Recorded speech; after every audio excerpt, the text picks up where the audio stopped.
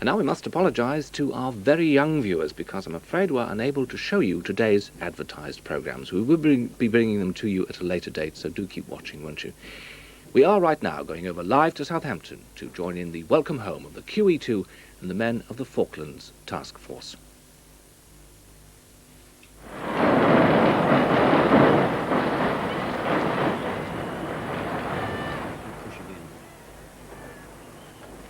The QE2 is back home. After a 14,000-mile, 30-day voyage that took her to war and back, the pride of the Cunard fleet is now negotiating the last few feet to the berth in Southampton, where wives, parents, sons, daughters and girlfriends have gathered to welcome 644 survivors from Her Majesty's ships Ardent, Antelope and Coventry. The gangplank is down, and also on board, waiting to disembark, 660 Cunard employees who volunteered for a voyage which their captain says was laden with anxiety and danger, whether from icebergs or from Argentine submarines. Well, it had been hoped that they could keep the families of those on board from pushing forward along the quayside. I don't think anybody is really surprised that they failed to do that. And of course, others are at the far end of the quay, behind the barricades. They'll be waiting until the men come off and go into the customs shed, because there is, of course, that very minor formality. On this occasion, I'm assured it is extremely minor, the formality of clearing customs when they do disembark. And the QE2 arrives back as we still await news of some of the men of 5 Brigade who she carried on the way down to the Falklands. An as yet undisclosed number of them were casualties when the landing craft Sir Galahad was badly damaged in an Argentine air attack on Wednesday. But so far this morning, there are no further details on that from the Ministry of Defence. In the back of everyone's mind at Southampton this morning is how lucky the men lining the rails of the QE2 were to survive. And one man who knows only too well what's going through their minds now is Captain Sam Salt, whose ship, HMS Sheffield, was the first to be destroyed in the battle for the Falklands. He's on the quayside now, watching the QE2 come in, talking to Anthony Carthew. And a very good morning to you from Southampton. A beautiful day, a day to fit the occasion. You join us at a unique moment, the moment just before the reunions are about to take place. And reunions are what we're all here for today. A lot of people have said, of course, that Southampton is not the loveliest waterfront in the world. Well, today, nobody cares about that one jot. The people on the shore, the people on the ship, simply want to get together. This is the place they want to be best in the world today. Now, with me to help with the commentary here this morning is someone who's been through this all once before. Captain Sam Salt of HMS Sheffield, the first British warship to be lost in the South Atlantic. Captain, can I ask you, you know how it feels to be on board now, waiting to come off. What is that feeling? Well, I would think if it was anything like the feelings that I went through, they would be starting now to get very apprehensive. They will have heard that they will have been returning as heroes, albeit reluctant heroes, but that full impact will not be comprehensible to them. You had no inkling of the way it was going to be when you came home? No, I thought there would be a couple of reporters at Brize Norton, and then in Ascension, before we left Ascension, when I heard there was going to be a large reception, I considered about 20 or so would be about right, and then when I found near 100 or 100 plus, yes. It knocks you back a bit. Yes. I notice you're not in uniform this morning, Captain. No, I'm afraid that my uniforms were all lost. I have one very scruffy set of gear which I would hesitate to wear in these sort of conditions. This is all a part of being sunk at sea. Yes, it is. And now I hand back to Martin Lewis in the studio. Well, now, most of the survivors will, of course, be coming off to greet their families, but we've just seen some families going on board. They are the families of 21 survivors, and the crew are coming off. It's the crew coming off first, and the survivors will be coming off later. The families that we do see going on board, one or two of them are going on board to talk to and meet on board the QE2 men who were injured down south. Their injuries are not serious, at least for 20 of them. One of them will be going to the Royal Naval Hospital in Gosport, but the rest will be able to go home with their families. and those families now going on for what will be the very first reunion with the men back from the 3 ships in the South Atlantic. Well, with me now is Captain Douglas Ridley, Executive Captain of the QE2, who's been watching the great ship come home. Captain, how does she look? She looks absolutely marvellous to see her come back undamaged and looking just as smart as she ever looks. Of course, we have a few extra helicopter decks, which we didn't have until about 4 weeks ago. You're going to have quite a job taking those off, I gather. It'll take a lot longer to take them off than put them on. There was over 300 tons of steel went into those decks, and they were built in a week. It was a fantastic operation. Is there any indication if she's is there any indication if she's in need of any tremendous repair? I understand that due to the very heavy weather conditions, there was some slight damage done to the boat Davids when they were doing the transfer off Georgia. Otherwise, it's wear and tear of troops living on board and the fact that we completely stripped the ship before it left. Well, now there's a bit of a ceremony going on at the end of the gangplank. We do know that everyone has tried very hard to keep ceremony to a minimum, to make sure that there aren't too many hold-ups before the men get to meet their families. But at the bottom of the gangplank there, we could see, I think, the captains of Ardent, Antelope and Coventry. Well, we see there some of the crew coming off, I think. But we also saw earlier the captains of the 3 ships down in the South Atlantic meeting the mayors of some of the adopted towns of the ships. The mayor of Hereford was there, and the Hereford of Coventry. And now the Cunard crew continuing to come off first. Captain, do they look in good shape? A little hard to say, but they're obviously heading quickly for home. The whole of the crew, unless they're needed for essential work, are being given the weekend off, and they'll come back to work on Monday. Now, they were all volunteers. Did you have any trouble finding volunteers for the voyage? No, in fact, with some specialist jobs in the ship, we took volunteers from men who should have been on leave. There was far more volunteers to go on the ship than we needed. We had to reduce the crew to less than 700 in order to carry the number of troops. Were you surprised that you had no difficulty in getting those volunteers? Not really. I think everybody loves the ship and they felt they just have to go with it. Is it very much a family affair for these men to actually be on board a ship at a time like this? Many of the crew have been there since the days of the Clyde, and it is their home, it is their livelihood, so there's a lot of affection for the ship. What kind of treatment would they have given the 644 survivors on the voyage back? Well, I should imagine they'd be very well looked after, as there was only 700, whereas going down south, there were 3,000 troops.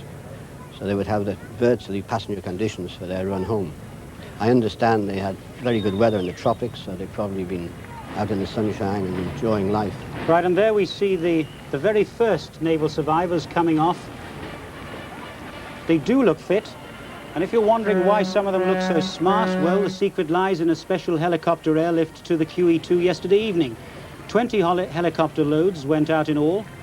They took fresh clothing. The Navy, of course, had the men's sizes on record, and new identity documents and cash.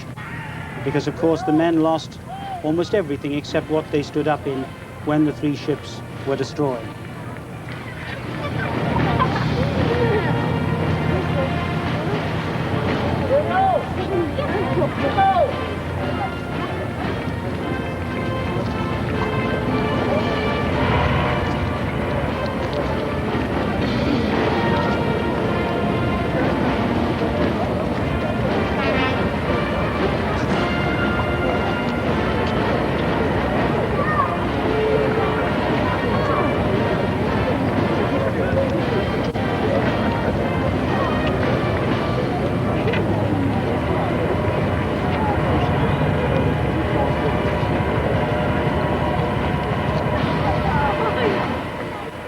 And we go over now to Anthony Carthew, who's down at Southampton.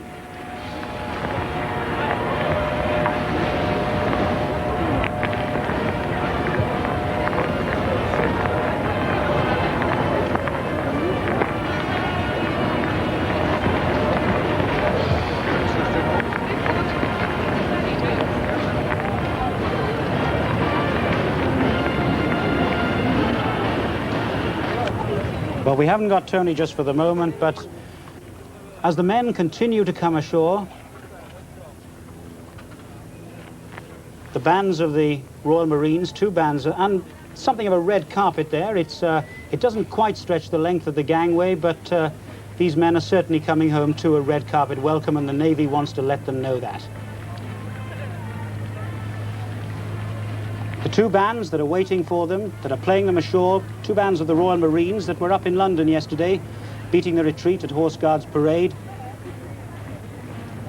2 other Marine bands, of course, are down in the Falklands, not only to boost the morale of the troops that are still there, but also to act as stretcher bearers, and reports that we're getting back from the front indicate that they're doing that with great courage and skill. These, of course, are the men who survived from the ships Ardent, Antelope, and Coventry. 3 ships destroyed by Argentine air attacks down in the Falklands.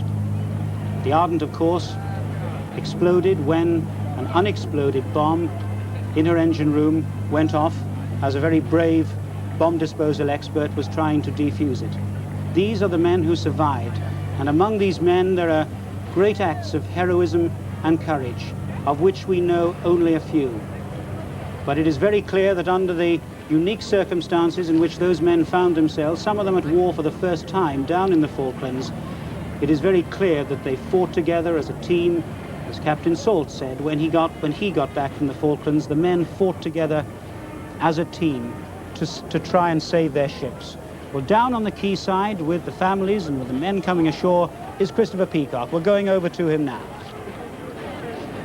Well, Martin, the reaction here among this vast crowd that have turned out on this very special day to the QE2 coming into Southampton has been marvellous.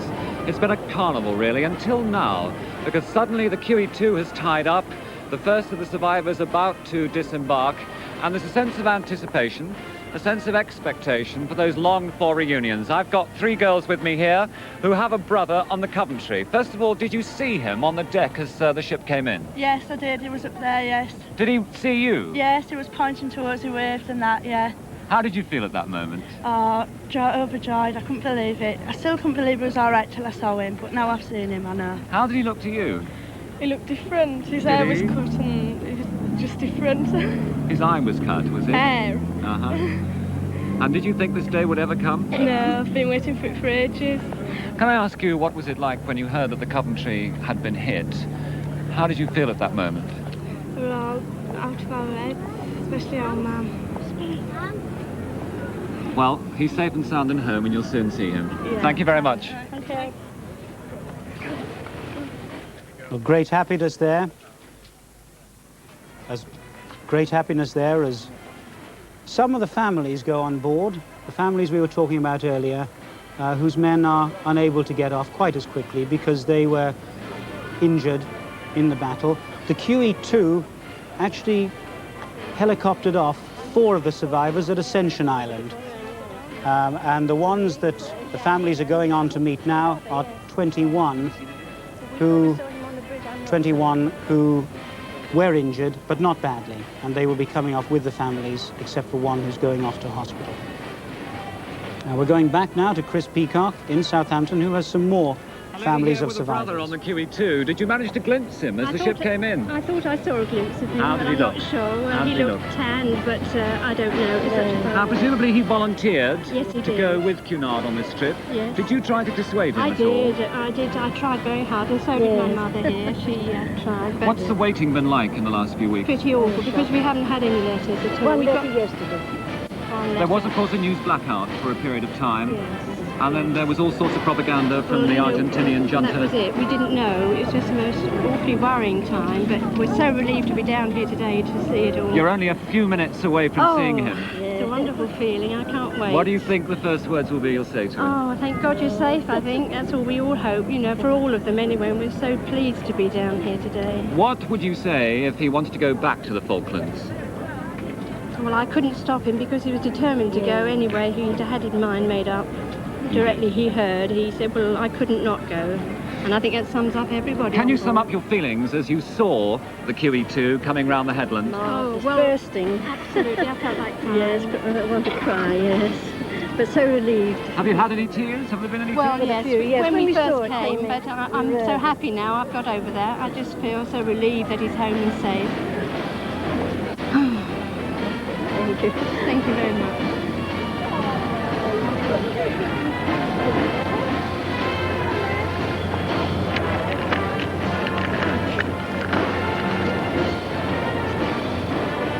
Gentleman here, Adrian. And now you see a quite extraordinary scene as you rejoin us. The simple reason that all the rules and regulations have been thrown away and they've let through the crowds, they've taken away the barriers very rapidly, and they've said, never mind about all the rules that we laid down yesterday. This is a very special occasion and we're going to let everybody as close as they possibly can be. So you see in front, in the first gangway there, you see some of the QE2 coming off. They, once they're off, will join their relatives rather more quickly than the RN personnel. The RN personnel, as you probably know, do have to clear customs. I'm told that that is an absolute formality. It needs to be for the simple reason that most of these people have only got what they stand up in and are not exactly in the business of declaring anything through a red channel. But they do have to do that, and then they will all assemble inside the customs shed at the point. Each ship has its own name in various parts of the building, and then after that they're out into the sunlight and to their relatives, their wives and sweethearts. That is about to happen in about a couple of minutes' time. On board, the only relatives allowed on board actually have been the relatives of the seriously injured people. This was decided that they thought, obviously you couldn't let everybody on board, but they were going to make an exception in the case of, there's one stretcher case I'm told, and the rest are wounded. Their families are on board now, and they've gone on with their flowers and their presents and this sort of thing. The reunion for them will take place on board QE2. For the others, it'll be out in the sunlight.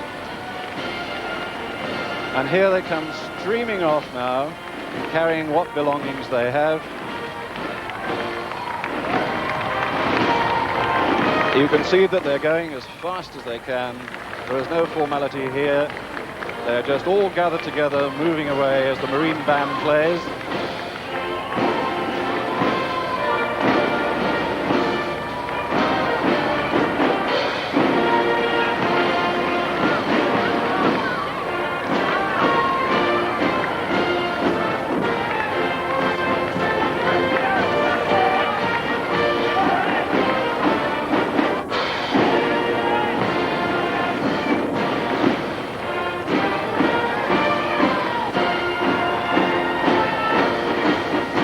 I noticed there, Captain Salt, that they're coming off as fast as they can. Very few of them are smiling. They're all looking slightly apprehensive about what lies ahead of them. Would you agree with that? I'm not the slightest surprised. I imagine they would have been told, as I said earlier, that they were in for a hero's welcome, but it's quite impossible until you actually come upon it to realise what depth of feeling awaits them ashore. What they can actually see ashore in terms of the number of people is really a very small proportion of the depth of feeling displayed throughout the nation. And they fondly will have imagined that they will have got through this red tape, the arrival ceremony quite quickly, and then perhaps get straight home and put their feet up and start relaxing. But little do they know, I'm afraid, what they're in for. And now we're going over to John Turker, who is with the QE2 crew families. John Marston, one of the permanent crew on board the QE2. John, what kind of a trip have you had? Good trip. Were you worried at all about the dangers? Not really, no. How far did you get into the action at all? Well, it's about 800 miles or so, that's all. Not very far. Now, you were all volunteers on the trip. What was the atmosphere like among the crew? Good, all had a good time. Not much really to do, but just normal time. Really. And what happens now? Do you have a break or do you go back to work? Well, we should be having a break, but we don't know what's happening. No one's told us anything at all yet, so just waiting. Have a good time anyway. Thank you. Back to the studio.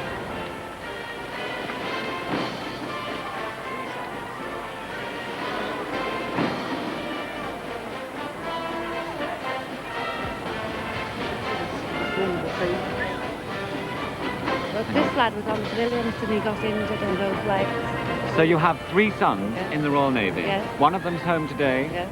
One of them's still in the Falklands. Yes. On the Fearless. That's David. Tell me about the one who's home today. Oh, he was on the brilliant and he got shot in both legs. And they transferred him to the Canberra and now he's home on here. And how do you feel that he's here at last? Marvellous. But obviously still very, very apprehensive about the other one who's still in the Falklands. Oh, It'll be a very emotional reunion for you. Marvellous. Are you very proud of them? Are you pleased that they're out there doing their bit? Proud of them, yes. Very proud. Okay. And there is that slightly nervous happiness we were talking about, the apprehension that goes with the happiness. Because one of the problems, quite obviously, is that it's fine for this moment, this exciting moment. It's fine while you unwind, but then in a week's time, it begins to sink in what has happened to you. Losing a ship is like losing a relative in any case, and when you get into that kind of feeling, it takes you a very long time to pick up the pieces. And I know, in fact, that you, Captain Salt, are still desperately trying to pick up the pieces, leaving out the fact that you haven't got a uniform.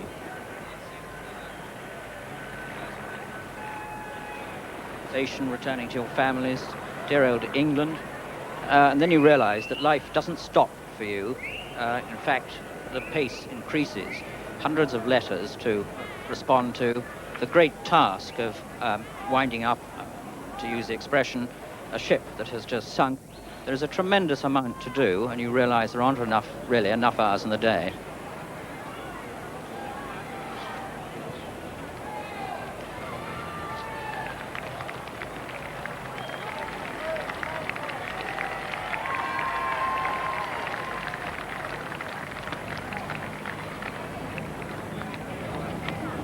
Yes, this it does turn out to be an enormous problem, a problem which you have faced, which now 3 more captains will have to face, and that is, as you call it, there is no other word, the winding up. And here they still stream off the boat, a few happy snaps, a memory of the occasion, and the emotion which is ever present around this customs shed on both sides, the QE2 side, the RN side. The emotion is exactly the same. These people have come home.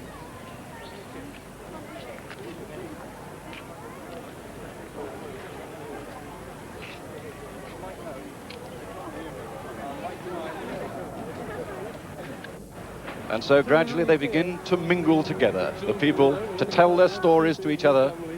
Now, which ship are you from? Coventry. You're from the Coventry. And how do you feel to be back in England now? Well, this reception is tremendous, isn't it? Unbelievable. Did you expect a welcome like this? Nothing like this. No, they said there'd be a welcome, but well, you can't Now say tell me anything. who we've got with you. This is your mother? My mum, my dad, Yes. my little brother, my sister in the background, and my girlfriend just there. On a perhaps a sadder note, how do you feel about what happened on your ship and about the people you've had to leave behind? I just think it's the wrong time to ask a question like that, really. You're Really just is. happy to be home. Yeah. Will you go back to the Falklands if you have to? No. I think everyone will have to. Well, would do if they had to. What are you going to do now? Go home and get very, very drunk. Goes for me too.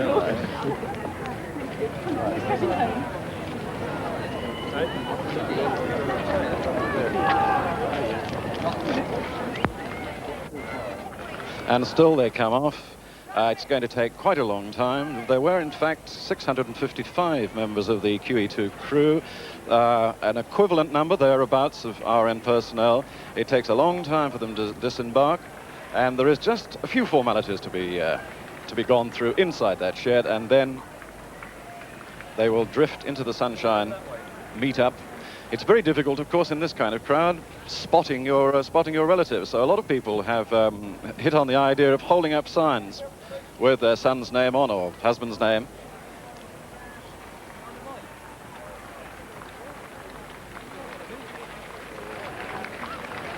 You see, what they're doing now is actually having a look round to see who they can find, to see where their relatives are.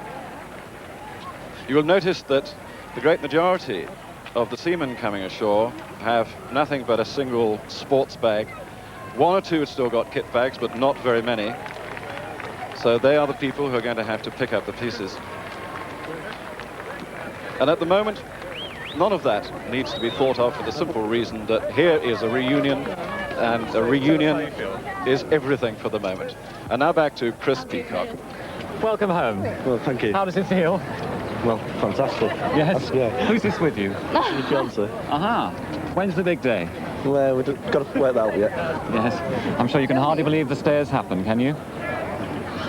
Yeah, we've been looking forward to it. What for was a it while. like as you came up Southampton Water on the QE2 and you saw this incredible welcome waiting for you? Well, it was immersive. It was running from side to side on the ship, just looking at all the boats, the craft, and everyone.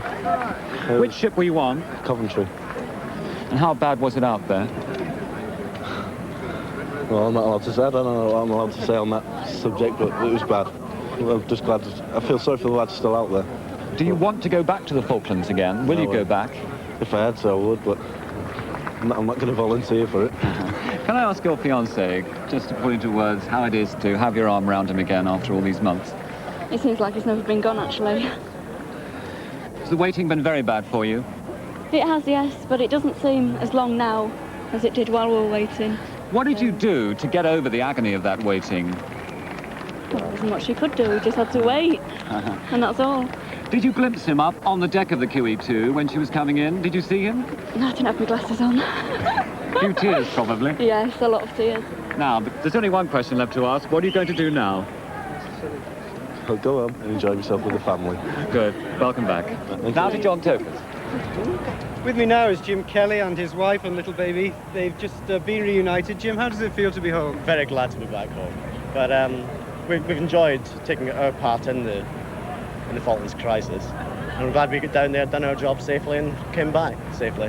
What was it like when you were down there? Were there any problems at all? No, it was a very smooth operation for us, really, because we had a nice steady speed to go to. We kept that speed, went down, transferred our troops, and headed back. And how does it feel now you're back with your wife and your baby? I'm very glad to be back, and it's better for us because we were expecting maybe 2-3 months, something along those lines, and now we're back home more than we anticipated, and rather glad to be back. Lovely. And Mrs. Kelly, what are your plans now?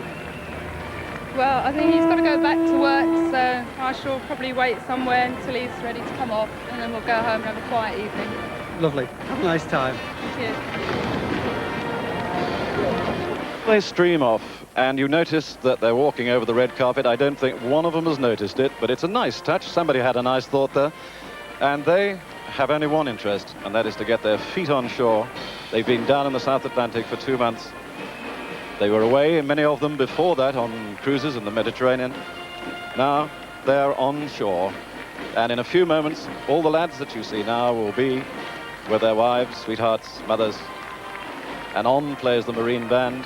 Nobody's taking too much notice, but that was also rather a nice touch.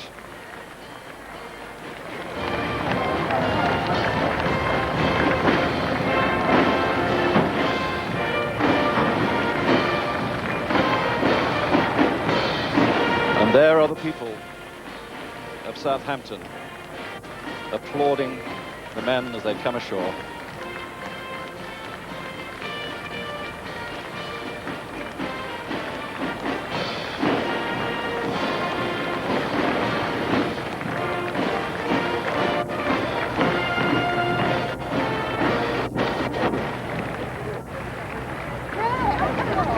Mother and son just reunited. What were the first words you said to your son? I can't remember. Totally dazed.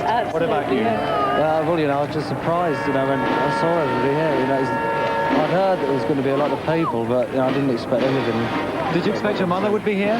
Well, I'd heard that she'd be here. But, Could you see him as the QE2 came up Southampton Water? Did you glimpse him? No. You're carrying a rose in your hand. Yes.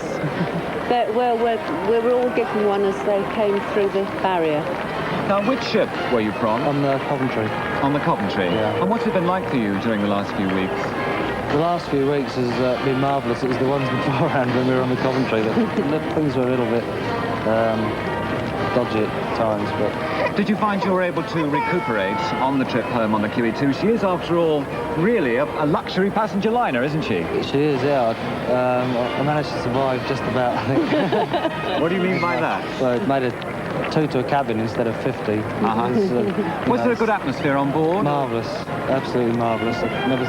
Nothing like it in my life. Will you go back to the Falklands? Well, if the chance arises, I'll wait until I'm asked. But I'm not going to say... I'm sure your mother would echo that sentiment. I would, yeah. I've got another one on standby already there. Yeah. It must have been just as bad for you, actually, waiting for news. It was dreadful, yes, really terrible. What was the worst period?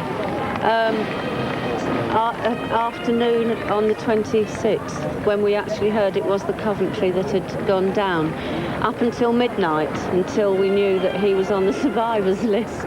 Good. Well, survived he has, and glad to be home. Thank you very much indeed. Thank you. And still they come in all assorted guises, the only clothes that they had. They've got them on. It doesn't really matter how you're dressed when you come back from this sort of thing. It's that first step on shore which means everything. And then the next thing is the reunion. It's just a simple and a happy scene. It's a scene, in fact, though, that we should remember in the middle of all this happiness, of all these 1,200 or so men have come back, there are 40 who have not come back. And these relatives here today, I'm sure, and we all will be sparing a thought for the people who haven't come back.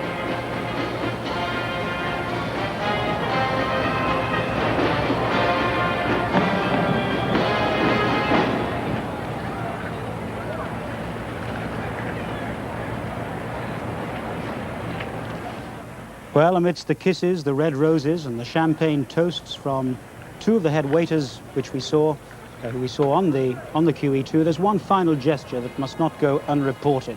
2 nights ago, one of the Cunard crew organised a sponsored marathon run around the boat deck in aid of the South Atlantic Fund for families of those who died. 9 crew members took part, and it raised, from among the 660 Cunard crew members, the staggering sum of £2,705. A last gesture, as if any other gesture was needed, from the men who went to war and back. From Southampton and London, on the day the QE2 came home, good afternoon.